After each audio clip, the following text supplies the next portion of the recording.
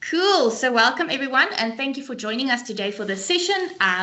Yes, like Alice said, we're going to just talk a little bit about planning, setting yourself up for success on the deployment of Copilot.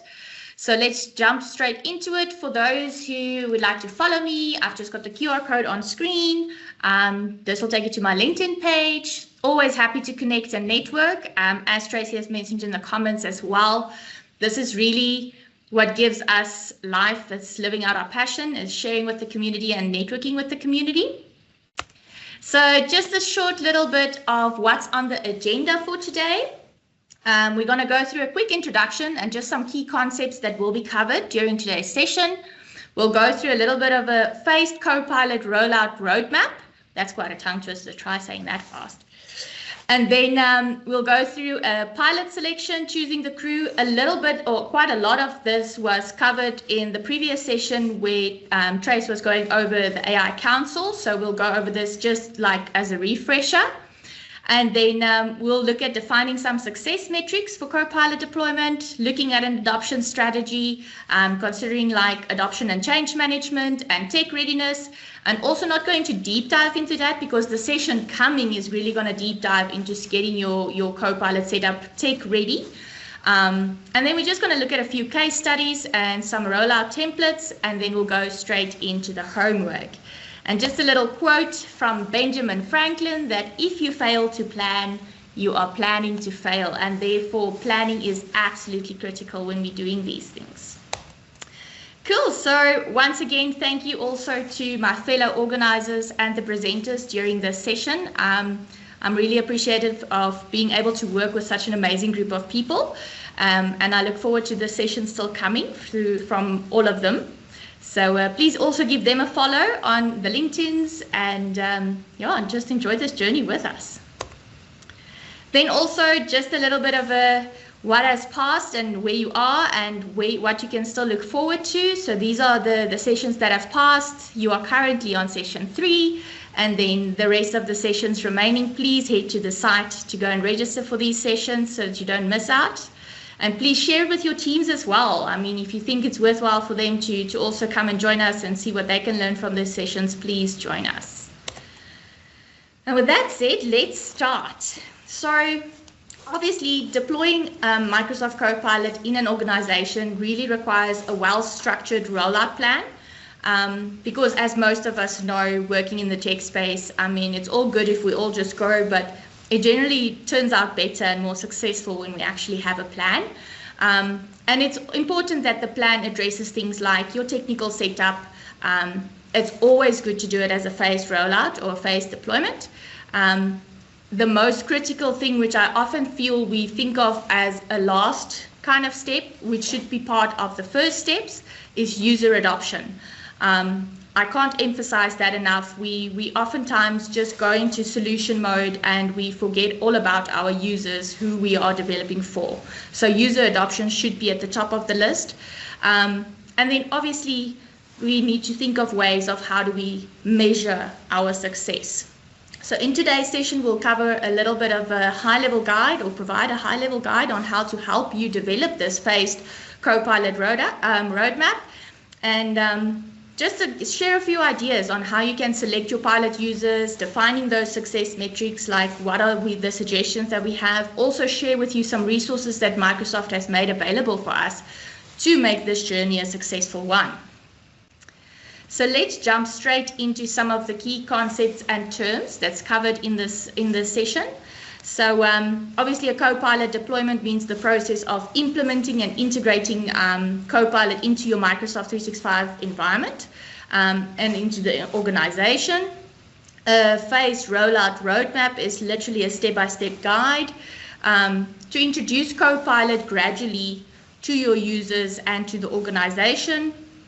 And then pilot selection is obviously choosing your champion team. So making sure you've got, as we spoke about in the previous session, if you've maybe missed it, we talked about deciding on who's going to be part of your AI council. Because you want to kind of pilot it with a few users to start off with before you roll it out to everybody. Then just some success metrics, as we've mentioned, if you can measure the success or have some things in place to measure whether this implementation is going successful or not. We'll just share a little bit on how to put that together, share an adoption strategy, which is just talking a little bit about change management, how to roll that out to ensure that everybody's on board, everybody knows what the company goals are, where we're heading with this tool, how we want them to use this tool, and whether it's actually feasible for them or not. And then the ACM, which is also adoption and change management and technical readiness, just ensuring that the people can actually use this application and do so successfully without feeling frustrated or lost. And we do that through obviously communication, through some training, and obviously stakeholder buy-in as well. So jumping into that, let's talk a little bit about the phased Copilot rollout roadmap. Once again, I do say that's a tongue twister. I think that's one for the books, hey? So rolling out Copilot effectively means you need to break the journey down into clear phases. So when looking at the Copilot roadmap, there is essentially 4 main phases, and we'll go through each of those. So it just helps manage change in manageable chunks, and it also helps those who are part of this journey to learn and improve iteratively. So no one gets left behind, and they don't just get like a big bang of, here's a change, use it. If you start rolling it out in phases, it gets people used to the process. So, and I mean, this is what I'm sharing really is common knowledge for any type of rollout that we do. But we really want, when we are rolling out Copilot, because sometimes with the Copilot journey, I mean, there's so many people exposed to Copilot. You've got Copilot chat, and then there's the question of, are we getting Copilot licensed? Who do we get licensed for Copilot? So these are all the type of questions that you can answer when doing a Copilot roadmap, because these are the kind of things that needs to be addressed early so that you don't sit with these kind of issues later and your tech support is maybe like bombarded with questions and all of those things. So that is why planning, once again, is super important. So let's jump into the first phase. Phase 1 is obviously plan and prepare. So what is it? Why is this important? Obviously, when you plan and prepare well, the rest of the phases will run smoothly as well. And then there's just a few suggestions that obviously Microsoft suggests we take.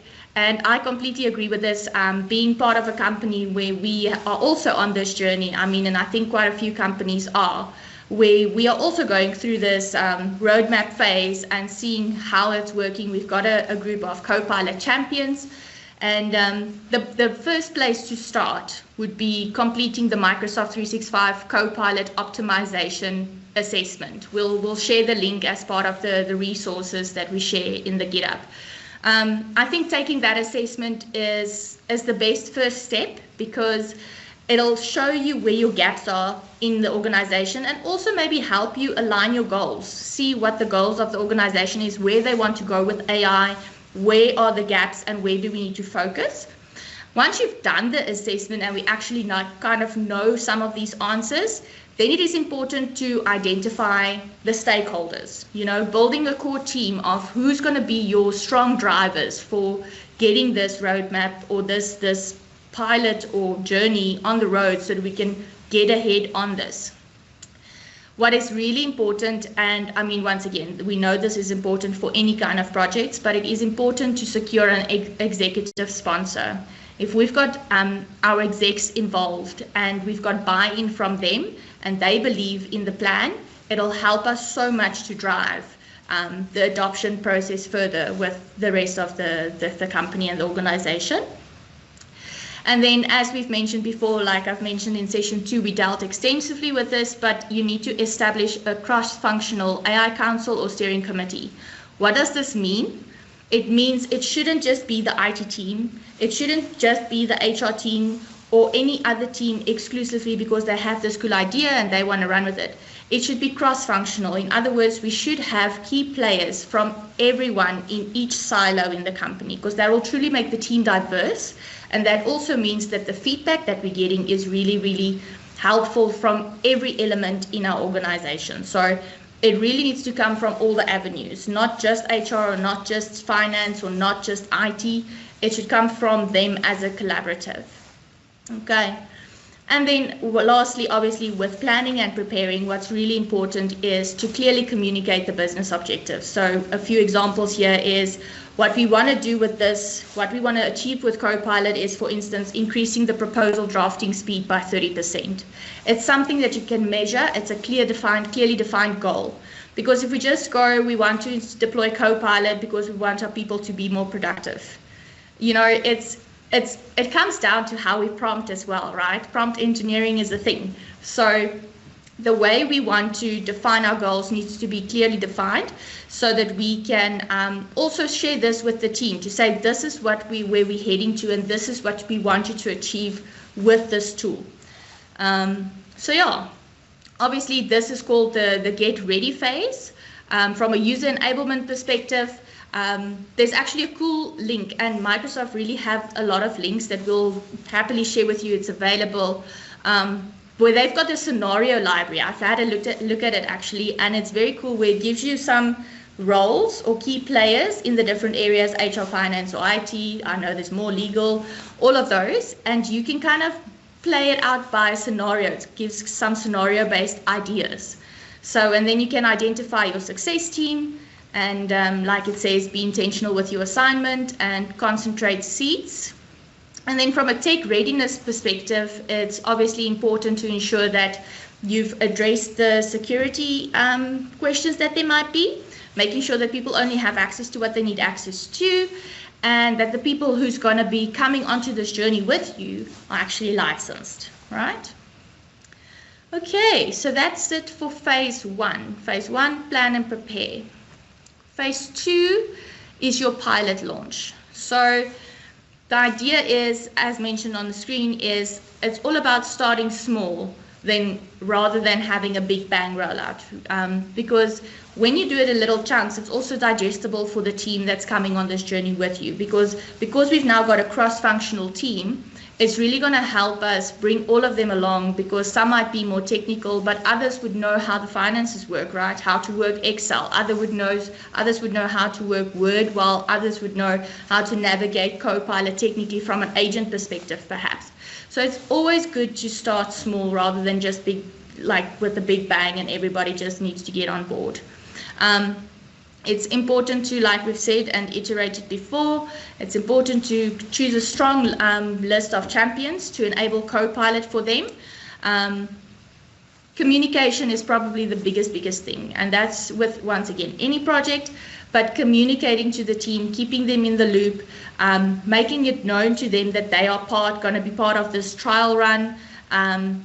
Also managing expectations, telling them what it is that you want from them, from a feedback perspective maybe, or an input perspective, how much time you think it's going to take out of their day to be part of this Copilot run, and mention to them that this phase, the pilot launch, is going to take a few weeks and it will be closely monitored to get feedback from the team.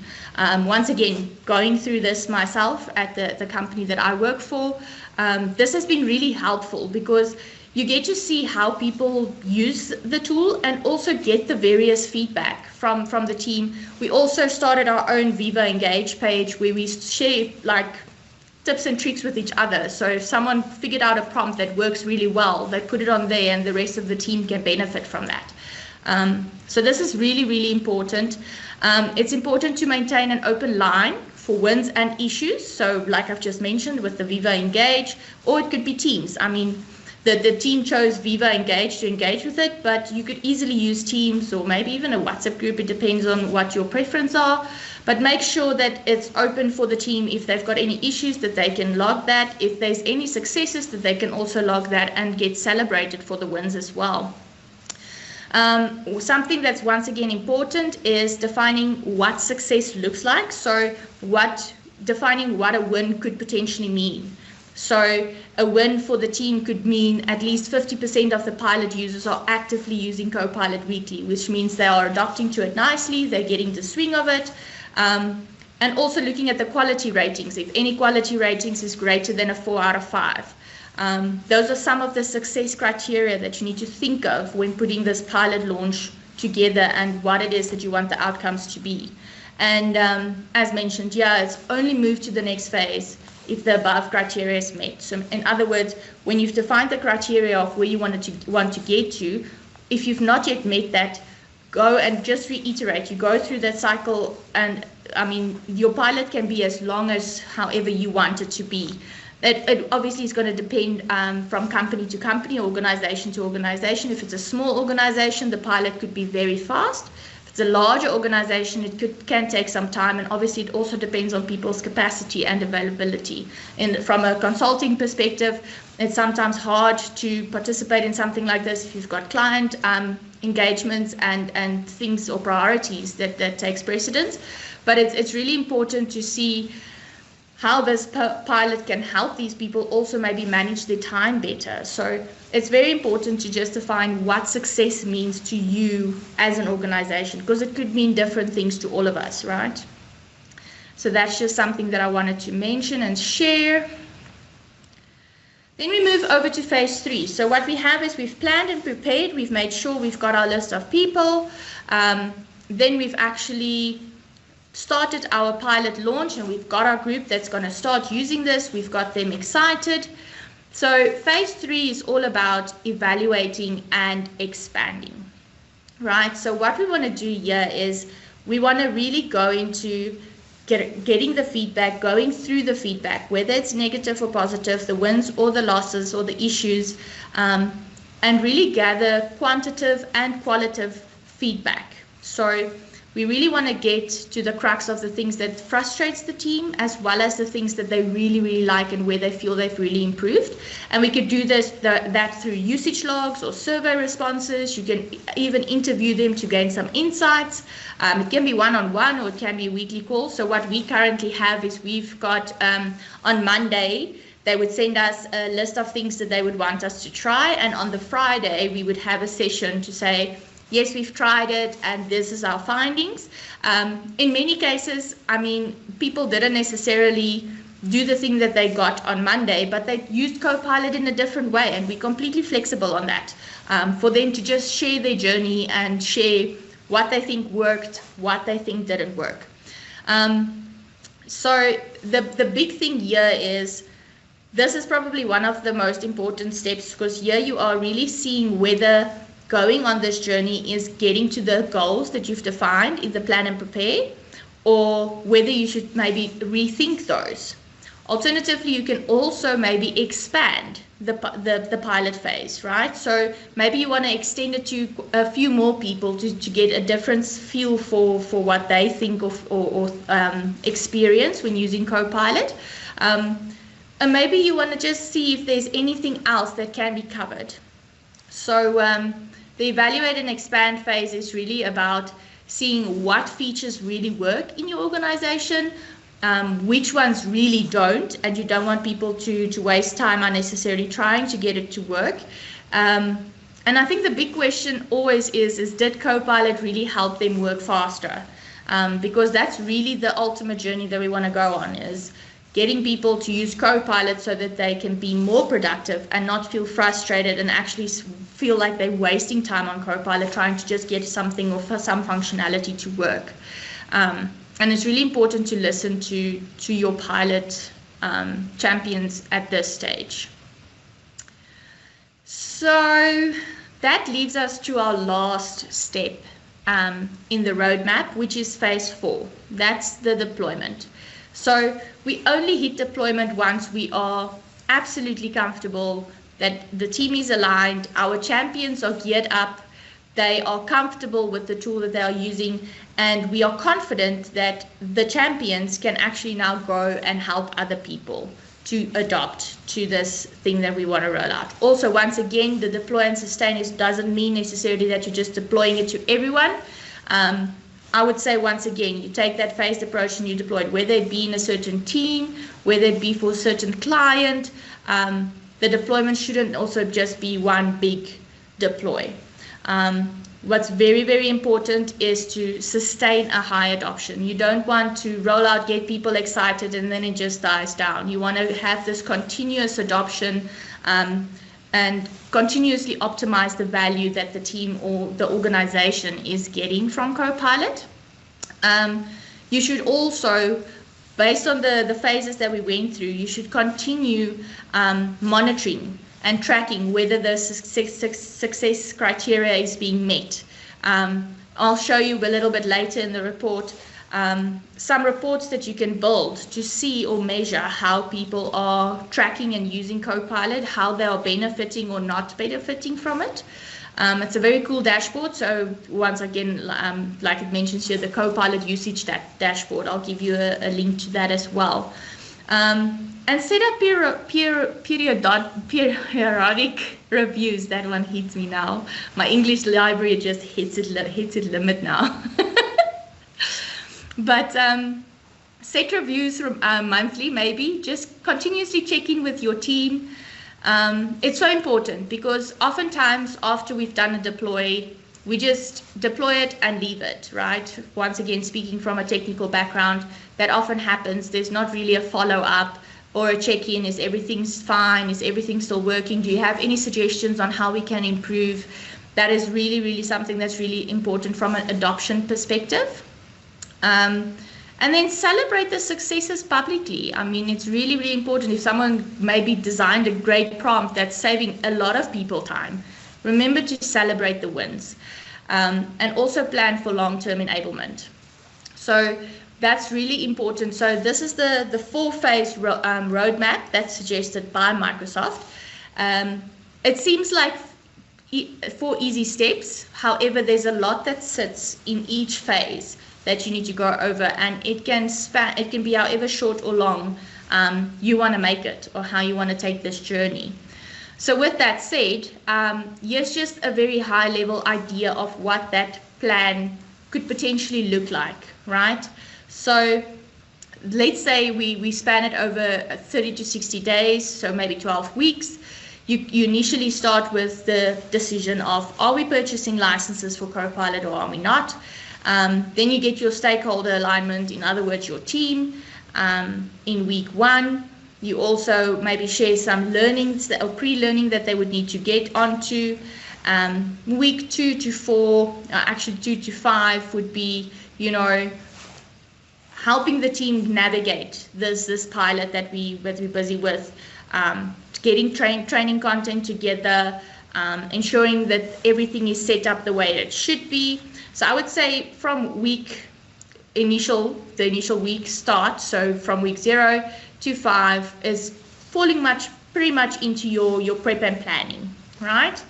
Then from 6 to 8 would be your official pilot run, where you would go through the daily feedback, having the support, depending on how you want it for your organization. If it's a weekly check-in, just finding how everybody's doing. Also checking the report to see from your criteria that you set up, your success criteria, whether it's being met or not. And then I would say from 9 to 12 is pretty much checking that, have we met the goal, or are we reiterating some of the steps? So it's just that evaluate and extend kind of steps. So this is more or less just a suggested milestone view, but this could, once again, it depends on your organization and how you want to run with it, and that's why it's so important to understand what your goals are and how you want to run with this Copilot journey. Then just some best practices in closing from the roadmap area. As we've mentioned, phased approach definitely limits the risk radius, and it also can lead to early success stories. The Big Bang approach is not necessarily the best approach, because you can have an overwhelmed support team, and it's also hard to recover the momentum. So as we know with many things, if someone experiences or has a bad experience with the tool from the get-go, it'll be hard to get them to use it later, even though the tool has improved. If they've got a bad feeling about it from the start, it's not going to help us as a business. So the important thing is be flexible with your roadmap. Appreciate that it's going to look different for every organization. Also be ready to extend your pilot, right? That's with your champions or your AI council to address issues before you scale up or extend the Copilot licensing and tool to more people. The roadmap should be a living plan. So this is something that gets updated regularly. If something's not working, go back to the drawing board, try something else. It shouldn't be this is the way we're going and this is what we should stick to. Things change, and especially with the age of AI that we are living in now, we need to learn how to adapt fast. So the roadmap should definitely be a living plan. And we just need to ensure, once again, that each phase has a very clear definition of when we consider this phase as done, or maybe have some exit criteria to prevent us from staying in a phase and not being able to exit it. Okay, any questions before I move on to the next section, or are we keeping questions till the end?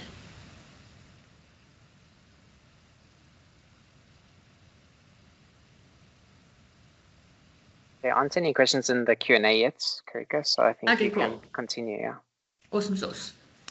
Fantastic.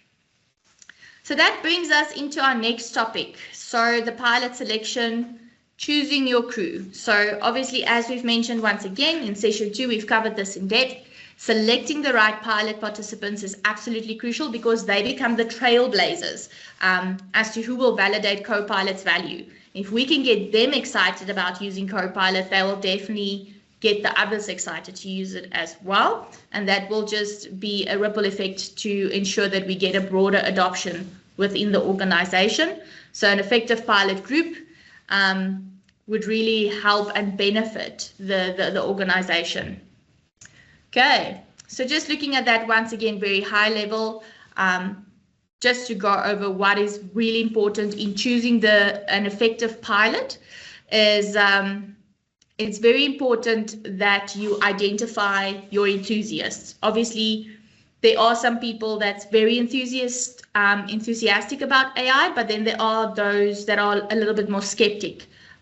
You always have early adopters, and then you have those that I'll adopt it once everybody feels comfortable with it and it's been tried and tested. So it's very important to identify some enthusiasts, maybe some tech savvy users, users that are open to using new tools, that aren't stuck with this is the way I do it and this is how it's always been, because you always get those people, right?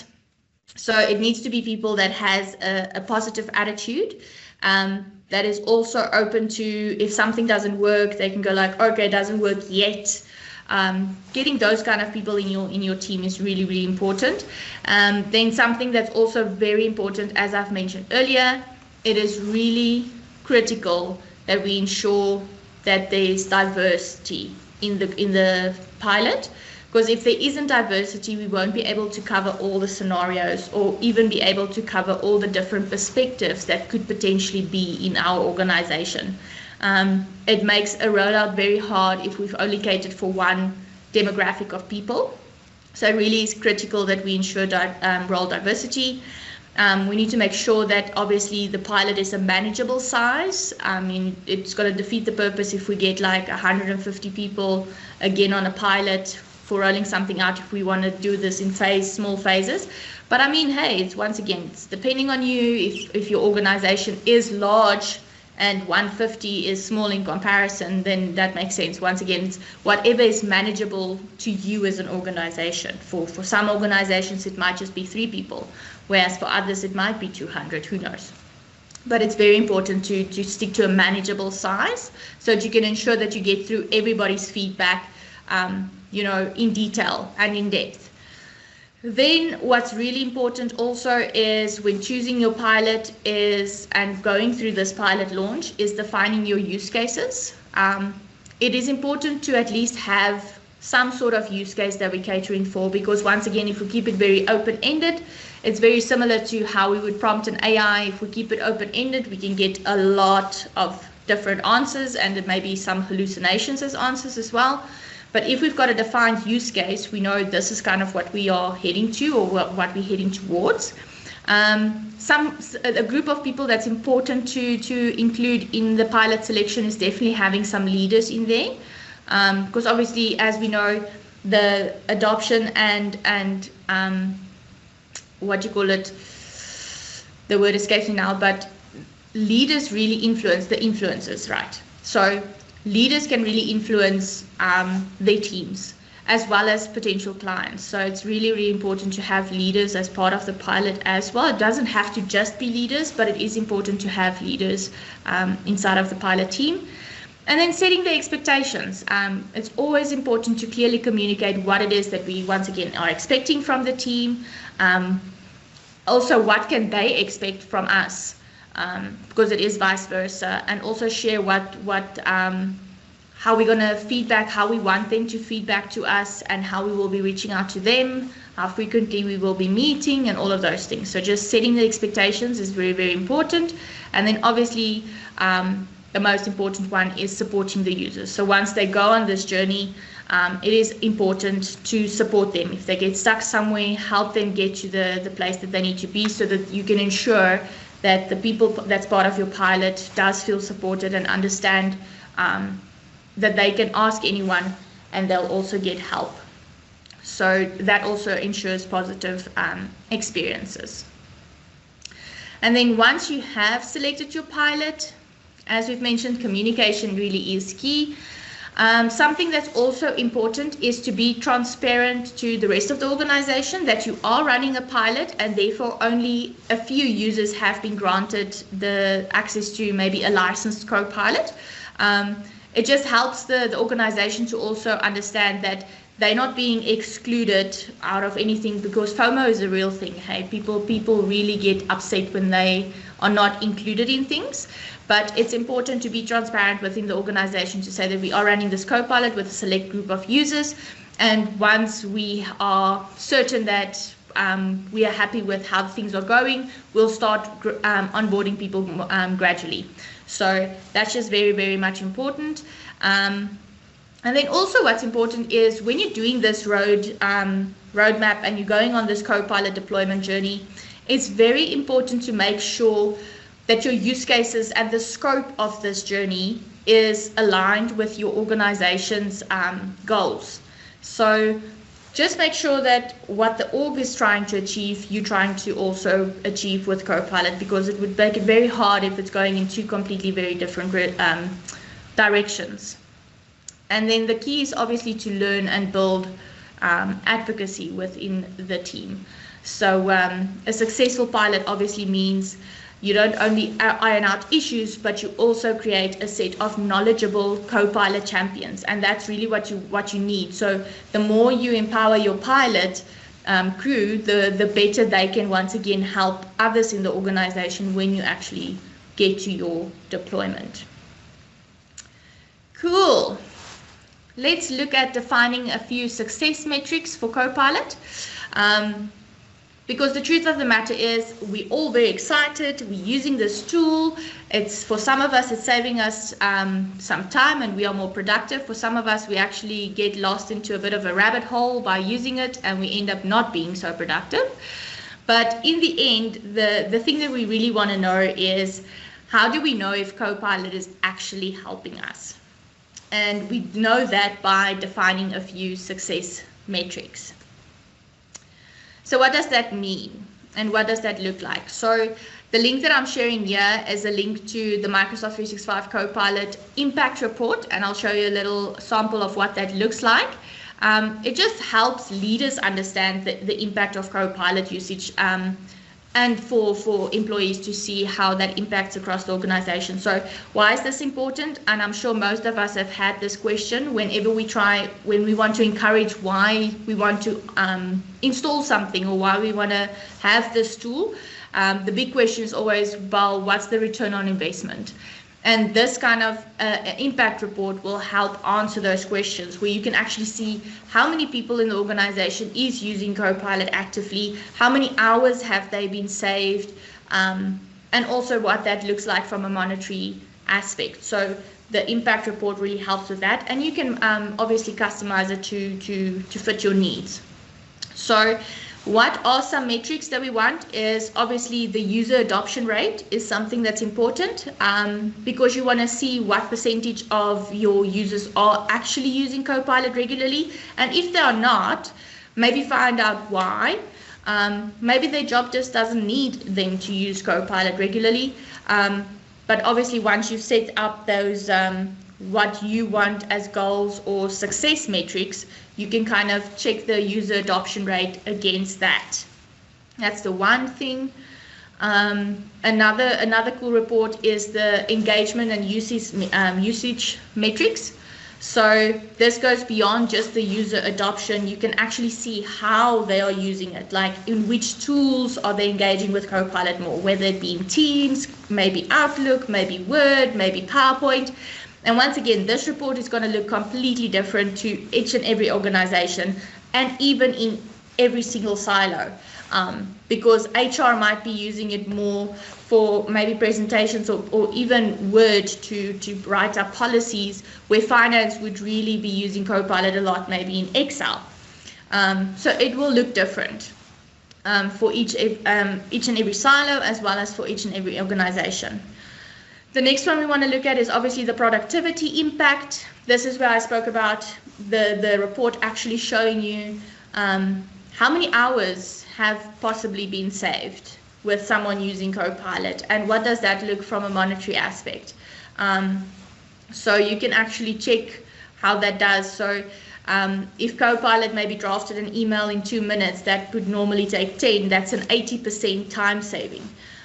So those are the kind of things that you can measure. Obviously, user satisfaction is also very important. So this is done obviously through surveys to see whether the user is happy with Copilot. That's also that little feedback. So I don't know how many of us on the call do that, but if I really like the response that Copilot gave me, I always click the little thumbs up, because I mean, that's also it just adds to keep on doing this. Also, when it really gets wrong what I'm trying to ask it, I don't mind doing the little thumbs down, because it's not doing what I'm asking it to do, and that's also how the model would learn that, okay, this is not working. So that user satisfaction feedback is really, really important. And on my team don't often use that, which I think is really, really, it's a cool way to feedback even to the Microsoft people that yes, it's working, or no, it's not. Because as awesome as Copilot is at this stage, there's still some things that's a little wonky, which doesn't work the way I want it to work. But once again, it's good to articulate that and share that. It might be that I'm just maybe not doing the prompting right. Someone else can guide me in a way to go, oh, why did you do it that way? Maybe you should have tried this, and then it actually gives me what I want. So that's where it's very, very important. And then obviously goal achievement, looking at the goals that we've set, checking whether we are actually meeting those goals. The training effectiveness is something else that we can measure, seeing whether with the training that's been given, whether people are using Copilot in a better way or a more improved way. And then obviously lastly, checking the business value. So just obviously checking whether there's an actual, that's a return on investment that we've mentioned as well, whether it actually qualifies that this is why we want to deploy Copilot.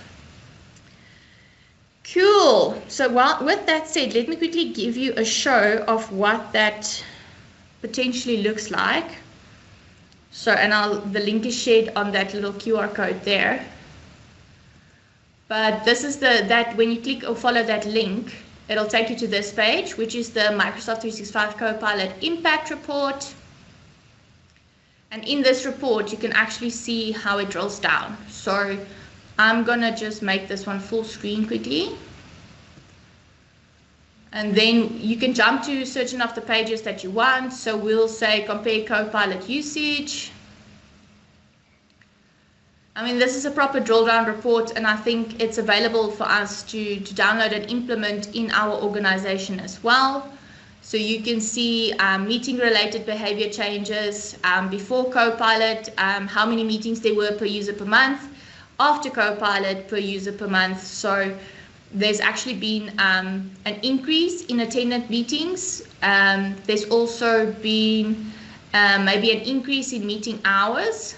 So these are certain things that we have. So why this is a nice one is because that means people are using it more. And with Copilot, we know that it tracks, or it gives us a summary. It can give us some notes or feedback based on the meetings that we attend. So this is really, really helpful. Let's see what else we can compare. Copilot usage in Teams.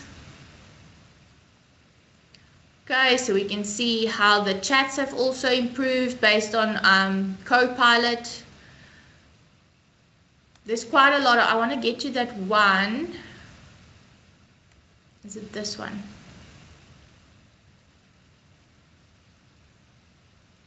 Let's say visualize usage. I want to see a visualization of what people have used. So here you can see the email sent and it's measured per user per month from all the different, and these are the Copilot users, the non-Copilot users, the active Copilot users, as well as the inactive Copilot users. So it's a nice drill down that you get into this. So let's look at the impact summary. So this is where you can see what your active Copilot users are at this stage and the Copilot assisted values. So if we go hours rather instead of minutes, you can see here the Copilot assisted hours, the average hourly rate within the company, and how much that potentially saved the business. If you want to do it from an hours perspective, you could easily do that as well. So this is how many hours people have saved either in meetings or from emails or in Teams chats by being active Copilot users.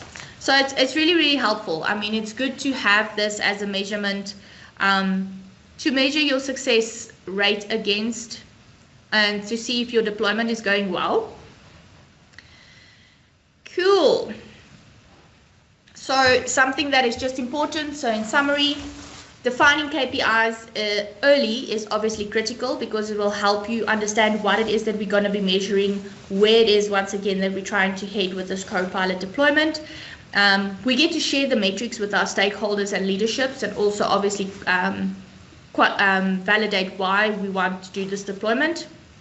And it's important to obviously be sure to define a rich set of metrics that covers adoption, it should cover impact, and it should align to our organization goals. And as the saying goes, you can't improve what you don't measure. So obviously if we don't measure, we wouldn't know where to improve. So with that said, let's just jump quickly into the adoption strategy, looking at the adoption and change management. So doesn't matter how best of a developer you are, if people don't adopt to using that technology, it isn't going to be very successful, right? So the app might work flawlessly, but if people don't actually adopt into using it, then it's just going to sit there like a white elephant. So it's really important. So here's a few key tactics that ensures that adoption and change management get rolled out successfully. Once again, communication is key. With user adoption, communication is always key. So it's important to communicate early and often, setting the expectations, sharing why, and sharing benefits.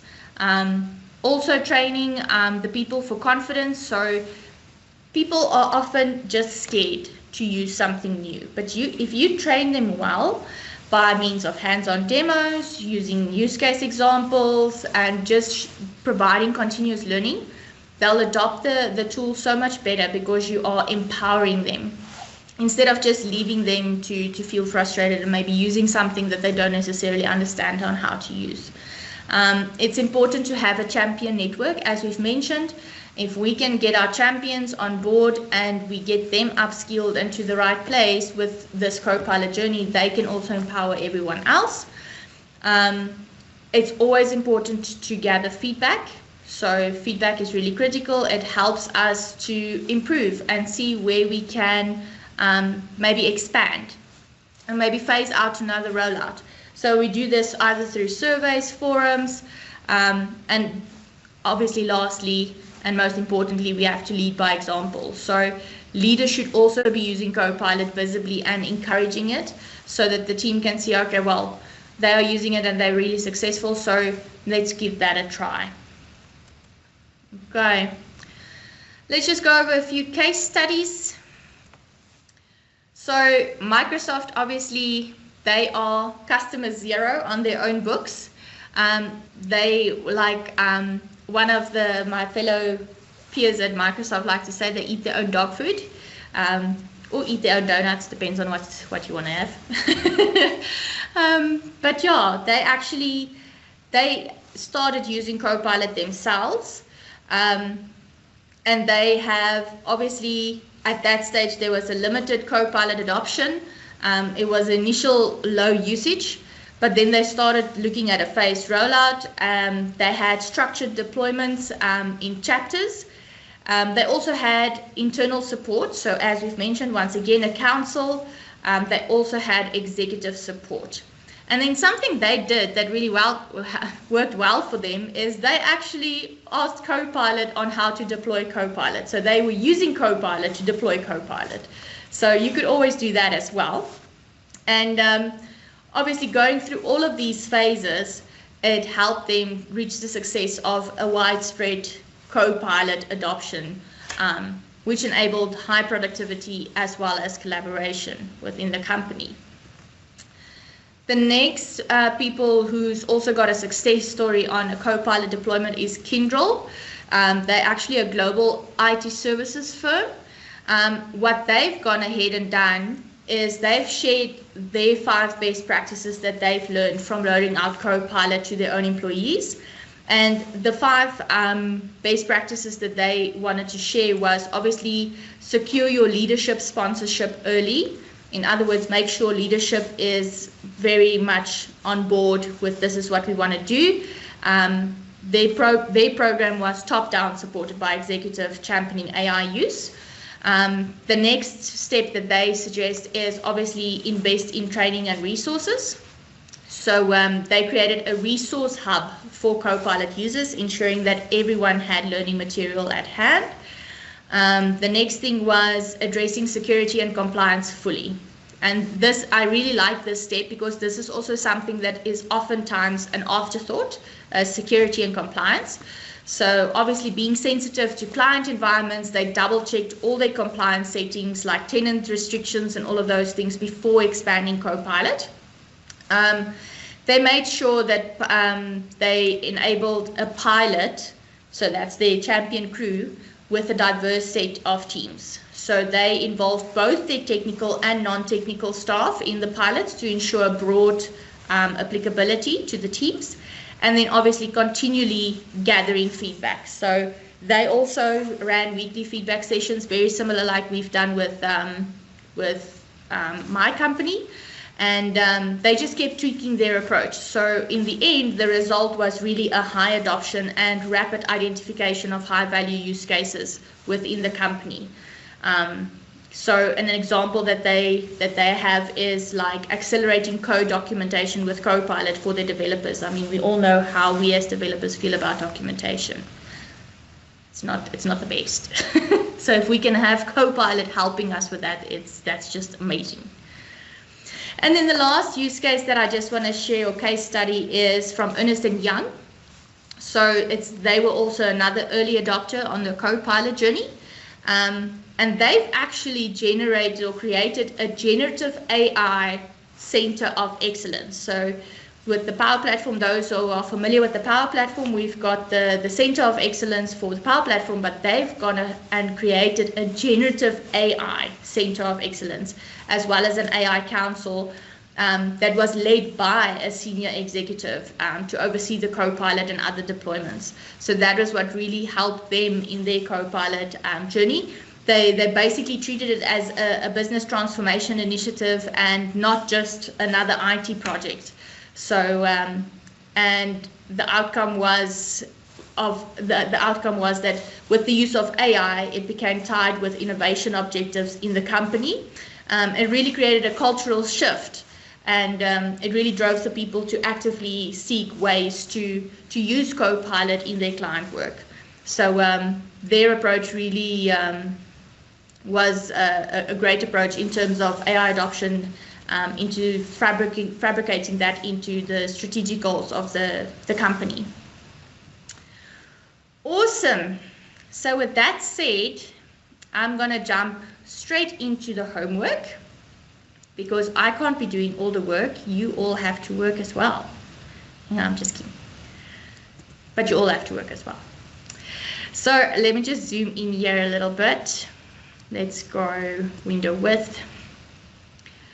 So for homework this week, by the way, we're handing you guys homework. I'm curious to see in the next session how many of you have actually done or just hear some stories of what you found with the previous homework that's been given, because we haven't been checking. It would just be nice to hear some of the stories or insights that you've gained by doing the homework. So for homework this week, we've got a little bit of a readiness checklist to answer. So just to check whether you are Copilot ready or not. You can use this checklist to quickly assess if your team or organization is prepared for the Copilot deployment. And you can check off each item as you go to cover all the key aspects. So there's quite a few things. Obviously, an executive sponsor being identified, your goals defined, a pilot group being selected, your success metrics being set, all the things that we covered in the session today. Do you have a communication plan ready? Are there training resources prepared, support structure in place, making sure that your data and security checks are done, technical requirements met, there's a feedback loop established, a post-pilot plan, as well as a risk mitigation considered. So ideally, before you move on to a full deployment, you should have all those boxes ticked. However, we know it's not always possible, but it is definitely advised. Then for the second part of the homework, I just realized I'm reading everything and it wasn't displayed on the screen. Yeah, that's what I was going to say. That's cool. Okay. So just to share that I wasn't thinking of this all out of my head. This is the first part of the exercise. Yes, so going through those tick box exercises or tick box items. And then obviously for part 2 of the homework is practical exercises, just getting hands-on with Copilot. So the first one is to just try drafting a phased rollout timeline using Copilot and break it into 3 phases, a pilot, expansion, and full deployment, and kind of work out a timeline for yourself. Ooh, it looks like my mouse is stuck now. Is it still working? There we go. It is. It got a little stuck. Okay, number 2 is identifying your pilot candidates. So put a list together of identifying your ideal pilot users, covering at least 3 departments for diversity. Number 3 is a success metrics brainstorm. Oh, that looks delicious. There we go.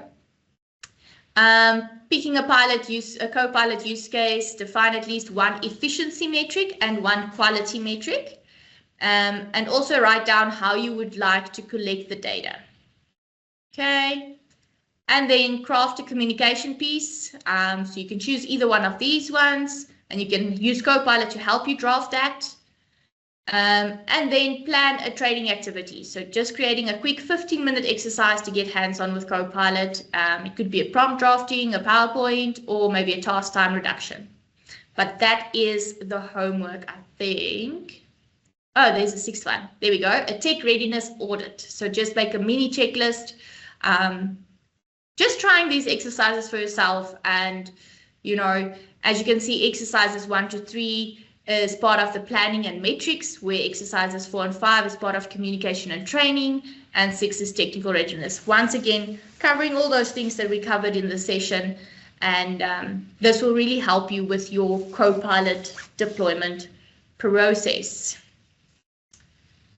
Cool. So that comes or brings me to the end of the presentation. Thank you so much, everyone.